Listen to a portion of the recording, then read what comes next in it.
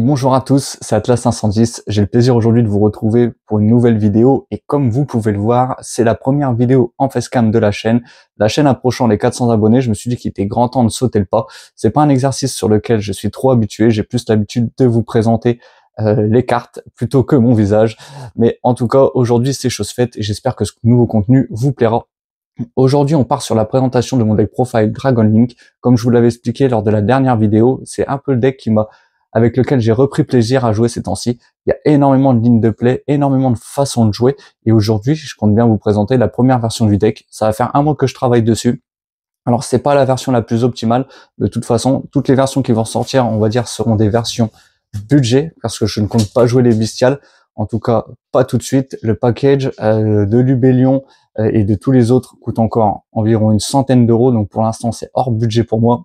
Donc, je vais vous présenter plusieurs versions. Je pense qu'environ une fois par mois, jusqu'à la fin de l'année, je vais vous présenter les nouvelles versions du deck Dragon Link.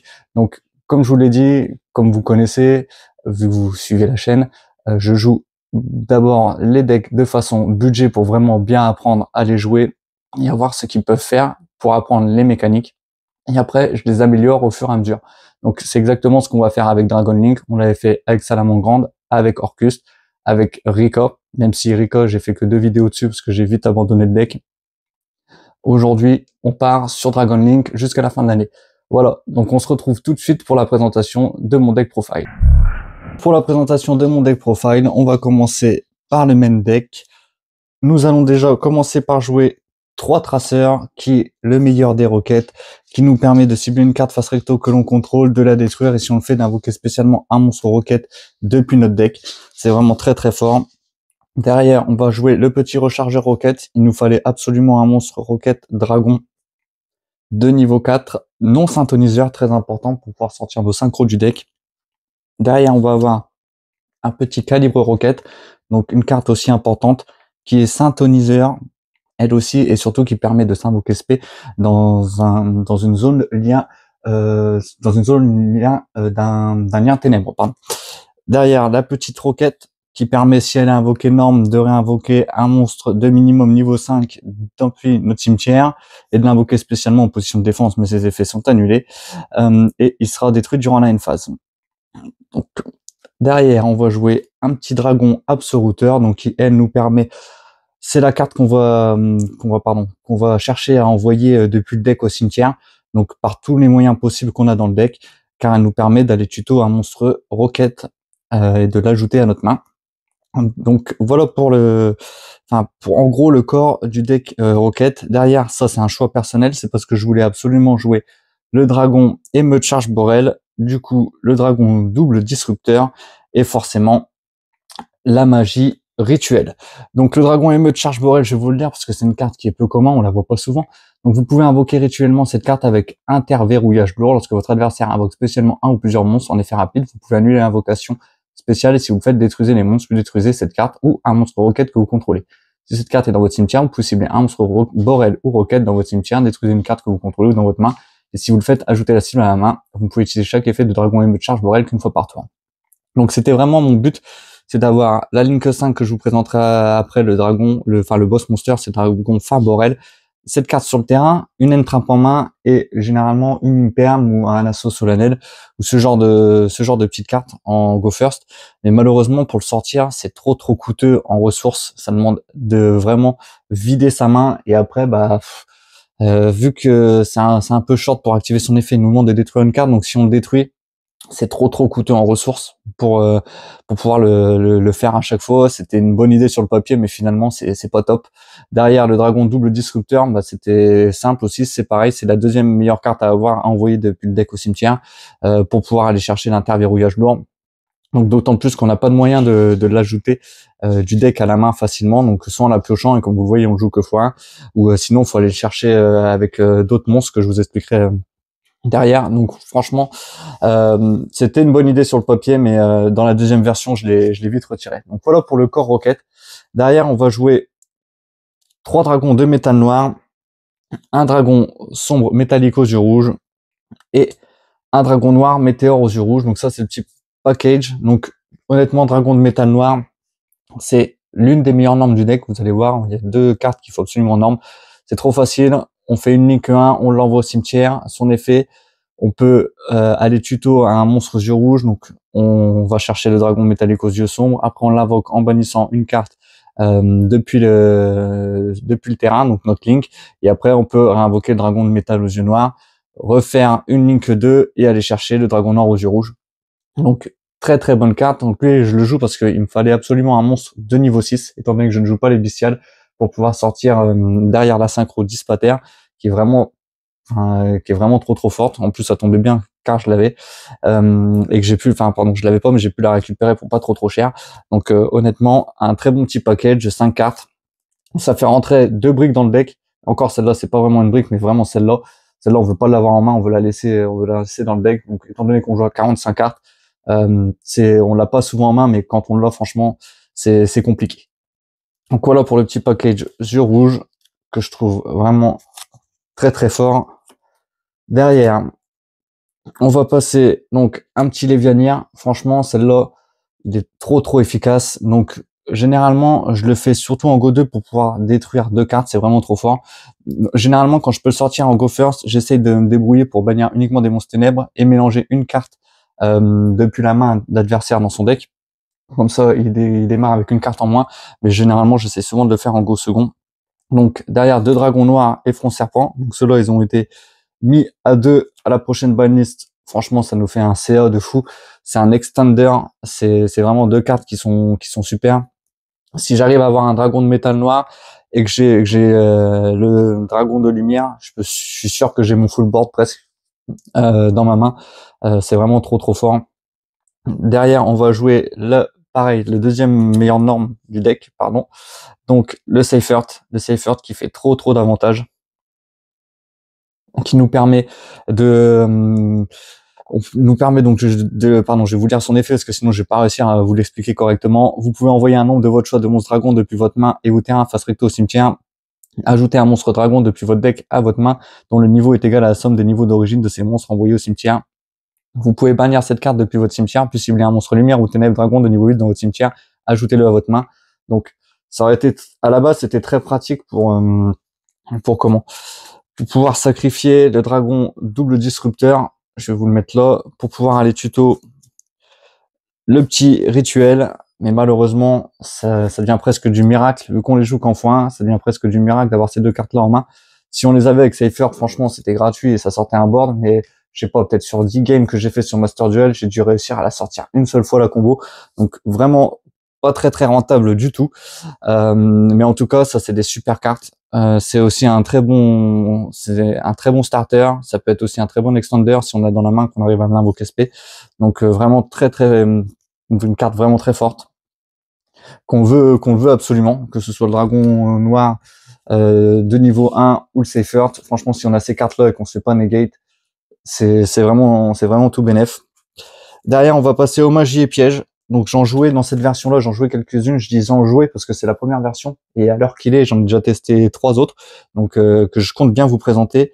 Derrière, je vais jouer 2 Dragard Héritage du Monde. Donc ça, c'était une carte qui était jouée au tout début. Franchement, c'est vrai que si on l'a en main, et honnêtement, c'est un monster reborn. Donc si on l'a en main, et qu'on s'est fait negate le premier ou qu'on s'est fait gérer notre norme, c'est super utile de l'avoir. Mais pareil, je joue à 45 cartes, donc je l'avais pas souvent en main. Pas trop évident. C'est un bon effet, mais c'est trop situationnel. Faut d'abord qu'on ait une carte à envoyer au cimetière. Et malheureusement, quand on a que des extends, ça peut facilement break.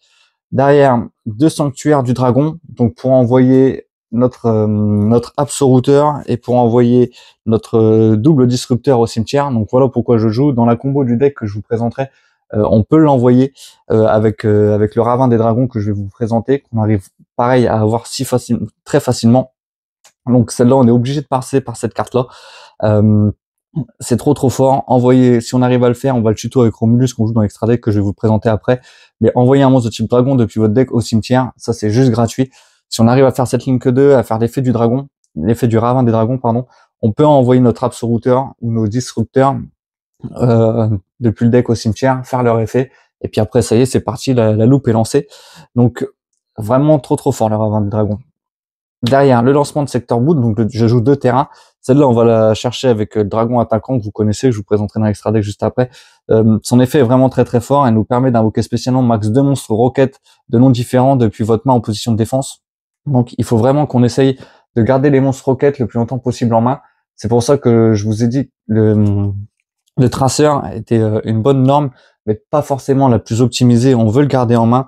Si d'ailleurs on a un rechargeur ou qu'on a calibre ou la roquette, honnêtement, on peut invoquer 2 et après partir sur nos links, nos synchros. C'est vraiment très très très très fort.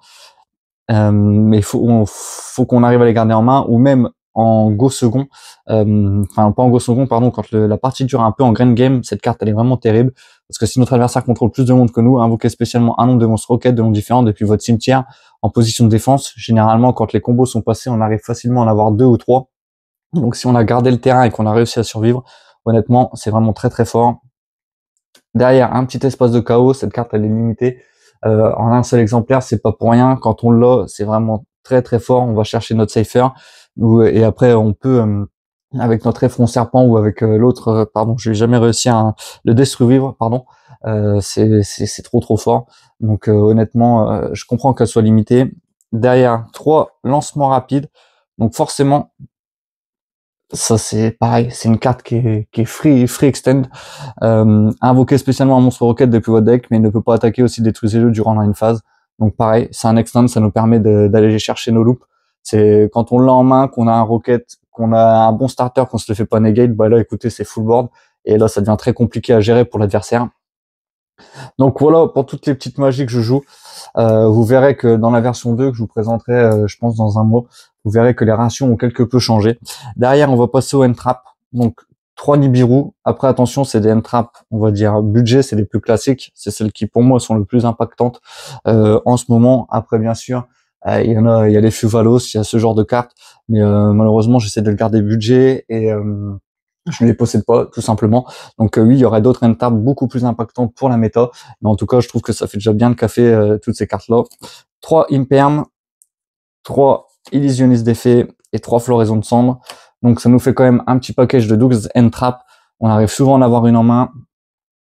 Généralement, on peut avoir un extend, un starter et une autre carte. Et si on a Imperm ou Floraison des cendres dans la main, bah franchement, en go first, c'est très très compliqué à passer pour notre adversaire. Donc voilà pour ce qui s'agit du main deck. On va passer tout de suite à l'extra deck. C'est quelque chose d'assez basique. Vous allez voir, on va jouer un dragon attaquant qui nous permet d'aller chercher d'aller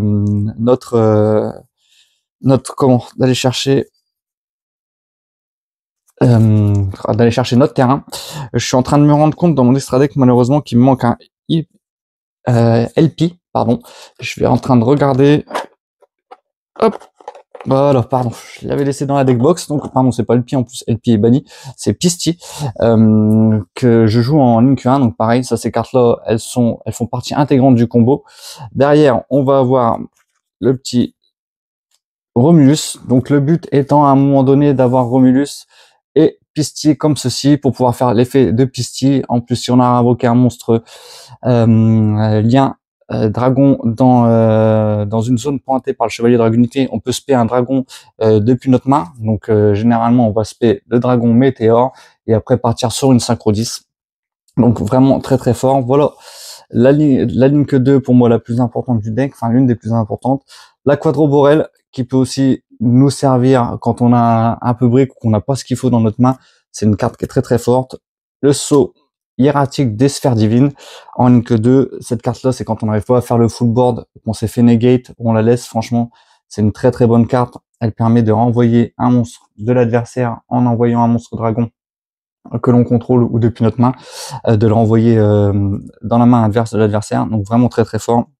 Derrière, le dragon dérangereux. Donc très bonne carte pour sortir nos grosses links.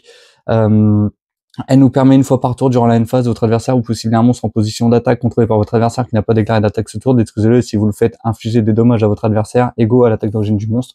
Donc ça nous permet de burn. Et si un ou plusieurs monstres roquettes qui sont invoqués spécialement sur votre terrain, tant que cette carte est dans le cimetière, vous pouvez invoquer spécialement cette carte, mais bannissez-la lorsqu'elle quitte le terrain. Donc très bonne carte. Si on a un lancement rapide ou si on arrive à réinvoquer nos roquettes depuis le deck. Ça nous fait une Link 2 très très facile pour sortir nos grosses lignes, que ce soit la Link 4 ou la Link 5 que je vais vous présenter. Derrière, une petite Dark, forcément en ce moment ça peut être gratuit de reprendre un monstre de l'adversaire. Une IP, une licorne, bien sûr. Le combo est connu. Un dragon triple explosion, donc une Link 3. Donc la carte très importante du combo, parce qu'elle pointe pas en bas, donc généralement on le fait avec la zone du pistier, et on peut réinvoquer un monstre depuis le cimetière, donc très très fort. Bien sûr, un petit dragon épée pour elle, donc là vous allez me dire, ah ouais mais Alexis aujourd'hui il y a beaucoup mieux que ça. Ouais c'est sûr, mais je trouve qu'elle est vraiment très très forte, et surtout au grind game, quand on arrive à réinvoquer des dragons, si on s'est fait gérer notre Link 5 que je vais présenter juste après, et ben de remettre un dragon épée Borel, ça permet de continuer à mettre la pression et ça va chercher l'OTK. Généralement, la Link la plus importante du deck, donc le dragon fin Borel, donc qui est une Link 5 qu'on arrive quand même à sortir très très souvent. Cette carte-là, elle fait très peur, elle a 3500 d'attaque, elle permet d'allumer l'effet d'un monstre sur le terrain en réinvoquant un roquette depuis le cimetière, donc c'est très très fort. Elle est non destructible ni au combat ni par des effets de cartes, et aussi aucun joueur ne peut cibler cette carte avec des effets de monstres. On peut attaquer une fois tous les monstres contrôlés par votre adversaire, donc c'est vraiment très très fort. Donc voilà pour tout ce qui est des links. Donc ça nous fait un bon package, voilà pourquoi le deck s'appelle Dragon Link. Forcément, on pourrait avoir une version un peu différente en jouant des fusions, mais en tout cas j'ai décidé de l'axer sur ces cartes-là. Derrière, on va jouer le petit Bestial Dispater, pareil, qui est une negate quand on a des monstres bannis, ce qui arrive assez souvent dans le deck. Le petit Draco Berserker du Tenny.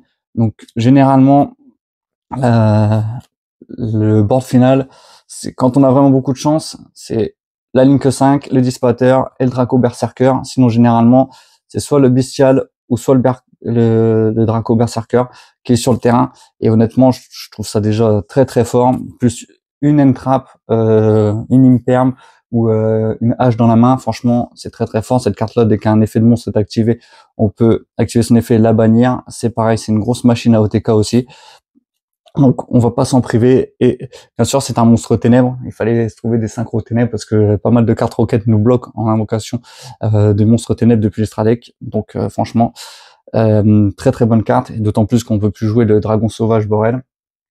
Et derrière je vais jouer le petit Numicatrice, carte très très forte en go second pour raser des boards. Donc je trouve vraiment très efficace la carte. Donc voilà pour la présentation de mon deck profile. C'était la première version comme je vous en ai parlé. J'espère qu'elle vous aura plu. N'hésitez pas à me le dire dans les commentaires. Ou si vous avez d'autres idées pour les prochaines versions, je vais essayer de vous sortir des versions tous les mois jusque, je pense, septembre ou octobre, avec mes différentes améliorations, les idées que j'aurai et celles que vous allez me partager. Voilà, c'était Atlas 510. Au plaisir de vous retrouver pour une prochaine vidéo. À bientôt.